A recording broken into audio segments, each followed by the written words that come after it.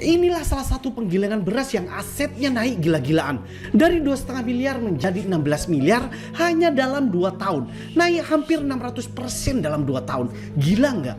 Sebagian dari Anda yang bergelut di dunia perberasan mungkin bingung bagaimana caranya. Dan ketika kita tanya langsung ke ownernya, sebut saja Pak Joni, jawabannya sangat simpel. Di mana Pak Joni mewajibkan semua pencatatan perusahaan menggunakan software. Karena menurut beliau, selain pencatatannya lebih rapi, penggunaan software akan meminimalisir kesalahan serta mempermudah Pak Joni dalam membaca data perusahaan. Dan semakin mudah dalam membaca data sebuah perusahaan, maka owner akan semakin mudah dalam membuat keputusan yang penting. Seperti berapa dan kapan harus investasi mesin, berapa dan kapan harus menaikkan jumlah stok beras, dan lain sebagainya.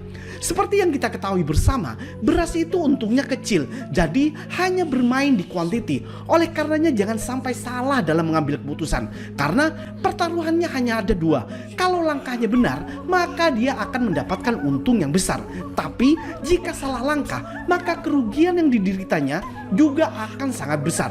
Dan inilah alasan kenapa Pak Joni mewajibkan penggunaan software kepada karyawannya. Software yang digunakannya pun harus memenuhi kriteria yang diinginkan Pak Joni, di mana software tersebut harus lengkap, mulai dari laporan penjualan, laporan pembelian, laporan produksi harian, beban-beban perusahaan, laba kotor perusahaan, net profit, total aset, retur, hutang, piutang, dan lain sebagainya. Harus lengkap semuanya. Dan jika software tersebut diklik di salah satu tampilannya, maka harus menampilkan data yang lengkap secara detail, supaya dia bisa tahu perinciannya secara detail. Dan alhamdulillah, semua kriteria software yang diinginkan oleh Pak Joni ada dalam Gijutsu Software. Itulah kenapa Gijutsu Software sampai sekarang masih digunakan oleh Pak Joni dalam mengembangkan perusahaannya. Jadi, buat teman-teman yang bergelut di dunia perberasan, silakan klik link di bawah ini untuk mengotomatiskan bisnis Anda.